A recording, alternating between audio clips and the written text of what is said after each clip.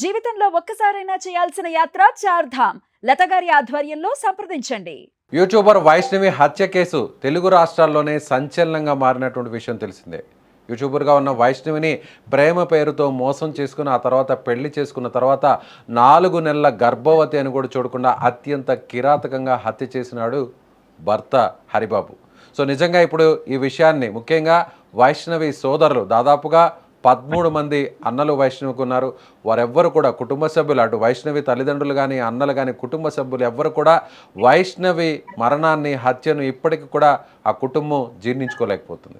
ముఖ్యంగా వైష్ణవి సోదరుడుగా ఉన్నటువంటి ఒక వ్యక్తి సంతోష్ అనేటువంటి వ్యక్తి వైష్ణవి జ్ఞాపకార్థం తనను మర్చిపోలేక తన జ్ఞాపకాలను ఇంకా కూడా తమ కళ్ళ ముందు మెదులుతూనే ఉండడంతో సో వైష్ణవి రూపాన్ని తన గుండెల మీద పచ్చబొట్టులా వేయించుకున్నాడు సోదరుడు సంతోష్.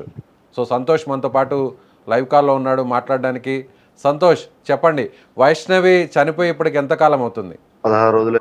ఎస్, నిజంగా వైష్ణవి మీతో ఎంతో చలాకీగా ఉండేది, ఎంతో సంతోషంగా ఉండేది. చాలా వీడియోస్ అన్నీ కూడా వైరల్ అవుతున్నాయి. మీతో పాటు ఆడుతూ పాడుతూ ఎంతో సంతోషంగా, అంటే ఒక రకంగా చెప్పాలంటే మీ 13 మంది అన్నలతో తాను కూడా ఒకట్లా కలియదిరుగుతూ ఎంతో హ్యాపీగా ఉండేది. అలాంటి వైష్ణవి మీ మధ్య లేదు అంటే మీరు తట్టుకోలేకపోతున్నారనే విషయం చాలా స్పష్టంగా అర్థమవుతుంది.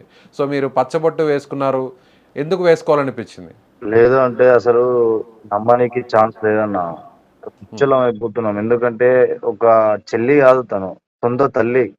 ఎట్లా చూసుకుందంటే మమ్మల్ని ఒక లెవెల్ గా, అట్లా అంటే ఇంకా అన్నం తినిపించట్లు అయినా, పైసలు లేకపోతే పైసలైనా, ఎక్కడైనా ప్రాబ్లం అయితే మాట్లాడనీకైనా ముందు ఉండేది నా చెల్లి ఒక్కతే. అట్లాంటిది ఇప్పుడు చనిపోయిందంటే అసలు మైండ్ పనిచేస్తలేదు, మనిషిలో మనిషి అయితలేము. ఇవన్నీ జరిగినా కానీ ఇప్పటికైనా సరే ఏడ కనబడ్డా ఏం చేసినా అసలు మైండ్ పనిచేస్తలేదు. మరీ డేంజర్ గా హత్య చేసి మరి చంపిండు. అది కత్తితో పొడిచి పొడిచి చంపిండు. అయినా ఇంకా న్యాయం జరుగుతుంది. మా చెల్లినే కోల్పోయినాం. మేమే ఫుల్ బాధలలో ఉన్నాము. ఏడికి పోయినా అన్న ఇప్పటికే మేము బాగా ఒక డేంజర్ పరిస్థితులు ఉన్నాం. అయినా మేము ఇప్పుడు కూడా బాకీలు తీసుకొని ముంగటికి పోతున్నాం, ధర్నాలు చేస్తున్నాం, పోలీసులు ఏమో తిరుగుతున్నాం, డిఎస్పీ ఆఫీసులకు పోతున్నాం. ఎంత తిరుగుతున్నాం అంటే చాలా డేంజర్ గా తిరుగుతున్నాం. కానీ ఇప్పటిదాకా న్యాయం జరగలేదు. అసలు ఇది న్యాయం ఎందుకు జరుగుతుందో అర్థమవుతలేదు. సంతోష్, అంటే న్యాయం అంటే ఎలాంటి న్యాయం కావాలంటారు మీరు? న్యాయం అంటే నేను ఒకటే అడుగుతున్నా, చేస్తే ఎన్కౌంటర్ వేయాలా, లేకుంటే నడి రోడ్డు మీద కాల్చి చంపేయాలా. అట్లయితేనే ఈ రాష్ట్రంకు, ఈ జనాలకు అందరికి భయం పుట్టుకొస్తుంది. ఎందుకంటే ఒక వైష్ణవ్ అనే అమ్మాయికి ఇట్లా ఎత్తే ఇట్లా జరిగిందిరా అని చెప్పేసి ప్రతి ఒక్క మొగని మైండ్ లో తిరుగుతుంది. ఎందుకంటే భయం చాలా పుట్టుకొస్తుంది. ఇంకోసారి ఇలాంటివి జరగద్దు అంటే నడి రోడ్డు మీద అతి డేంజర్ గా వాడిని ఎన్కౌంటర్ చేసి చంపేయాలి. అది నేను కోరుకునేది. సరే అట్లా కాదంటారా, మందిలో చంపమంటారా, రూల్స్ ఒప్పుకోమంటారా? సరే అందరికి వేసినట్టే, సేమ్ టు సేమ్ ప్రతి ఒక్కరికి వేసినట్టే నా చెల్లకు జరిగిన అన్యాయం అలాంటి ఉరిశిక్ష తీయాలి. ఇంత ఇంత ఎవరికైనా కూడా ప్రశాంతంగా మేము మాట్లాడుతున్నాం అంటే మా బాధ అర్థం చేసుకోవాలన్నా. మేము ఇంత ప్రశాంతంగా మాట్లాడుతున్నాం అంటే మేము ఎంత మైండ్ ఖరాబ్ అయిపోయి బండర్ రాయిల్ లెక్క ఉన్నాం. ఏడవలేక, తూడవలేక, ఏం చెయ్యలేక, పిచ్చోళ్ళ లెక్క ఇంట్లో ఉంటున్నాం మేము. ఎస్, మీ మీ ఆవేదనలో, మీ ఆవేశంలో ఒక అర్థం ఉంది. నిజంగా ఏ చెల్లిని కోల్పోయిన అన్నైనా కూడా ఇదే విధంగా బాధపడతాడు, ఇలాంటి ఆగ్రహావేశాలు గురవుతాడు. నాకు పుట్టింది చెల్లె కాదన్న, ఒక తమ్ముడు, ఒక తల్లి. అర్థమవుతుందా? బంగారం. ఆమె భూమి మీద పుట్టుడు అసలు మనిషి పుట్టుక కాదు, దేవత. అర్థమవుతుందా? ఒక దేవతని అతి కిరాతకంగా చంపేసిండు అంటే వానంత దరిద్ర ఈ భూమి మీద లేడు. అర్థమవుతుందా? అట్లాంటి తల్లి భూమి మీద పుట్టదు. అసలు పుట్టిందంటే మా అదృష్టం. అది నిజం చెప్తున్నా నేను. అది దానికి ఒక బయట ప్రపంచం తెలియదు, ఇంట్లో ఎట్లా ఉండు కూడా తెలియదు. తింటదా, అందరిని నవ్విపిస్తుందా, పంటదా, ఉంటదా, అంతే. సంతోష్, ఫైనల్గా ఏం చెప్పాలనుకుంటున్నారు? మిమ్మల్ని నమ్మించాడు, మీ చెల్లిని కూడా నమ్మించాడు, వలపన్నాడు. సో ప్రేమ పేరుతో పురుగుల మందు తాగి చనిపోతా అన్నాడు, పెళ్లి చేశారు. సో మీరు ఇంటికే తీసుకొచ్చి పెట్టుకున్నారు, మీ ఇంట్లోనే పెట్టుకున్నారు. అలాంటి వ్యక్తి ఇంత దారుణంగా మీ చెల్లిని చంపేసి మీ మధ్య నుంచి దూరం చేశాడు. మీరు చెల్లి కాదు, ఒక తమ్ముడు, ఒక తల్లి అంటూ కూడా మీరు అంత ఆప్యాయంగా మీ చెల్లితో ఉండేవాళ్ళు. సో మీ రక్తం పంచుకొని పుట్టినటువంటి మీ చెల్లి ఇప్పుడు మీతో లేదు. సో ఆవేదన ఎవరు తట్టుకోలేరు. అయితే ఫైనల్గా మీరు ఏం చెప్పదలుచుకున్నారు? ఏం కోరుకుంటున్నారు? ఏం డిమాండ్ చేస్తున్నారు? నేను డిమాండ్ ఏం చేస్తలేదన్న. నేను కోరుకునేది ఒకటే, నా చెల్లెకు జరిగిన అన్యాయం ఇంకా మరొకరికి జరగద్దంటే వానికి అతి తొందరలా ఎన్కౌంటర్ మాత్రం చెయ్యాల. ఎందుకు అడుగుతున్నా ఎన్కౌంటర్ అంటే నా చెల్లె అన్న, నా చెల్లె ఒక దేవత. మేము పిచ్చోళ్ళమైన నిజం చెప్తున్నా. ఒక్క దరిద్ర బతుకంటే వేసిండు మాది. వాడు నమ్మిచ్చి మరి డేంజర్ గా మా చెల్లెని చంపేసిపోయిండు.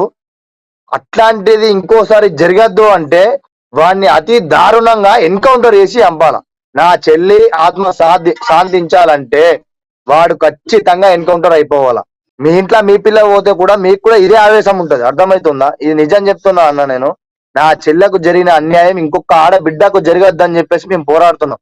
ఇంతగానం చేసే అవసరం మాకు ఏముందన్నా? నా చెల్లె అది ఒక మనిషి కాదు, దేవత. దేవత పుట్టింది. అర్థమవుతుందా? అది ఒక పార్వతమ్మ. అది ఒకటి మాట నా మీద చేతి పెట్టి అన్నా నువ్వు ఇది అవుతావురా అంటే నేను అది అవుతుండే, అన్నా నువ్వు ఇది సాధిస్తావురా అంటే అలా చేస్తుండే నేను. అట్లాంటి తల్లిని, అట్లాంటి బంగారు తల్లిని, ఒక దేవతని వాడు మరి డేంజర్ గా కత్తితో సంతోష్, పొడిచి ఎంత పొడిచి సపోర్టింగ్ గా ఉండేది చంపేసిందన్న. మీ చెల్లి మీతో ఎంత సపోర్టింగ్ గా ఉండేది? ఏ విషయంలో కూడా మీకు ఎంత హెల్పింగ్ గా అది ఉండేది? అసలు ఎలా చెప్పాల్సింది ఉండేది? కాదన్నా. నేను ఏమంటున్నా, ఒక తల్లి, ఒక కన్న తల్లి ఎట్లుంటుందో అంతకెక్కువ అన్న. ఒక దేవత కోరుకుంటే కోరికలు ఎట్లా తీరుతుందో, దేవత కోరుకుంటే కోరికలు ఎట్లా తీరుతుందో అంతకంటే ఎక్కువ హరిబాబు మీద కానీ మీ అన్న. చెల్లికి కూడా ఎప్పుడు అనుమానం అనుమానం వస్తే వచ్చినట్టు మీరు మాత్రము మేము ఎప్పుడో వాడిని ఇచ్చిపెట్టేటోళ్ళము. లేదనుకో వాడు అంతా ఎక్కువ ఎత్తే మాత్రం చంపేస్తున్నాం. ఇది మాత్రం నిజం చెప్తున్నా. నేను ఎందుకు చెప్తున్నా అంటే మీకు అనుమానం రాలే అని మీరు అనొచ్చు. ఎందుకంటే 13 మంది అన్నదమ్ములు ఉన్నారు, ఒక్కళ్ళప్పుడు అనుమానం రాలేదా? లేకుంటే మీ చెల్లెప్పుడు ఏం చెప్పలేదా అంటే ఇప్పటికి ఒక్కసారి కూడా ఒక చిన్న గొడవ కూడా జరగలేదు ఇంట్లో. చిన్న గొడవ జరిగినా మేము వెంటనే రియాక్ట్ అవుతాం. చిన్న చిన్నగా నార్మల్ గా బెదిరిస్తే పిల్లమోలు కామన్. వాళ్ళ మధ్యలోకి పోయి నా చిల్ల జీవితం నాశనం చేయొద్దని చెప్పేసి, నీకు ఏ ప్రాబ్లం ఉన్నా, నీకేం కావాలన్నా, అసలు నువ్వు ఏం కోరుకున్నా, ఏం వద్దనుకున్నా నాకు చెప్పు. ఇంట్లో నేను కొన్ని ఉన్నా, మా తల్లికి చెప్పకు, మా అన్నకి చెప్పకు, మా నాన్నకి చెప్పకు, మా చెల్లి అని కూడా ఏమనకు. మా చెల్లి ఏమని అన్నది అనుకో వచ్చి మాకు చెప్పు. ఎందుకంటే దానికి ఏం తెలియదు, చిన్న పిల్ల, దానికి ఏం తెలియదు. దారి తప్పి ఒక్కసారి ఒక మాట ఇసబెట్టింది అనుకో, అరే బావా గిట్ల అంటుందా అని చెప్పేసి నా దగ్గరకు వచ్చి చెప్పు, నేను చూసుకుంటా. నా చెల్లె మారలేదనుకో నువ్వు ఏదంటే అది, కానీ మీద మాత్రం చేతేయకు. చేతెత్తే మాత్రం మేము చచ్చిపోతాం ఫస్ట్. ఎందుకంటే అంత ముద్దుగా పెంచుకున్నాం అన్న మేము. ఒక బంగారు తెల్ల అన్నది, దేవత అన్నది. నిజం చెప్తున్నా నేను. అట్లాంటి పుట్టుక భూమి మీద ఎవరు పుట్టలేరు అన్న ఇప్పటికీ. ఈ కాలంలో ఒక ఆడది 15 సంవత్సరాలు పడ్డదంటే అంగనం అయిపోతున్నారు. అట్లాంటిది నా చెల్లెకు 17 సంవత్సరాలు దాటినా గానీ ఆ పెళ్లి టైంలో కూడా పెళ్లి చేసుకుని అన్నది. నా చెల్లెని ఒప్పించి మరి పెళ్లి చేసుకున్నాడు అన్న. నేను ఆ టైంలో నేను లేను.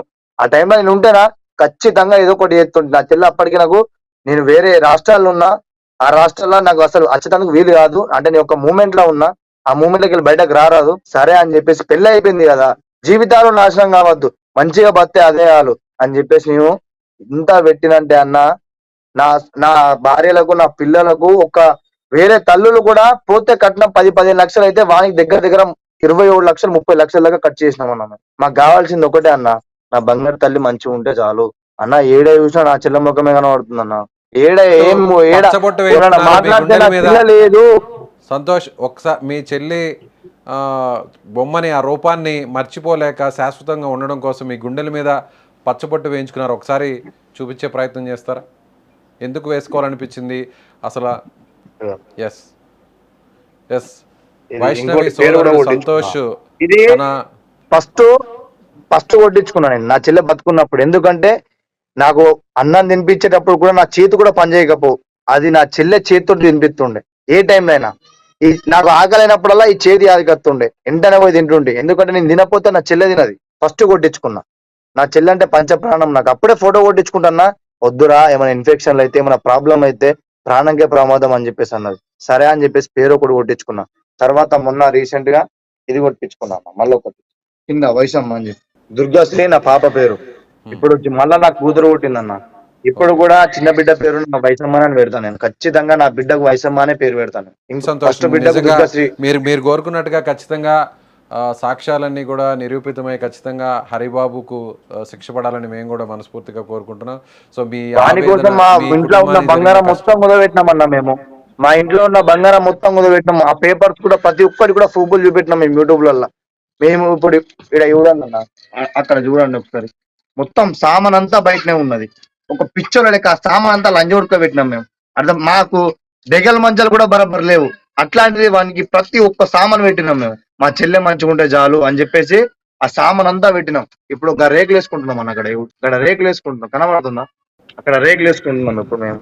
రైట్ మా సంతోష్. లైఫ్ ఒక మా అయ్య పని చేసి చేసి చేసి చేసి ఆడ ఒక ఇల్లు కట్టిండు అన్న. ఆ ఇల్లు లేకుండా చేసిండు. నా చెల్లె బతుకు గంగల కలిపిండు, మా బతుకు గంగల కలిపిండు, మమ్మల్ని రోడ్డు మీద వేసిండు. ఇవన్నీ అయినా మేము కోరుకునేది ఒకటే న్యాయం. నాకు 2 బిడ్డలు, వాళ్ళకంటే ఎక్కువ నా కన్న బిడ్డలు, నా బ్లడ్ తో పుట్టిన బిడ్డలు. అయినా నేను నా చెల్లె లేదంటే నా చెల్లె కోసం చచ్చిపోనికనే ready. Okay Santosh, thank you so much.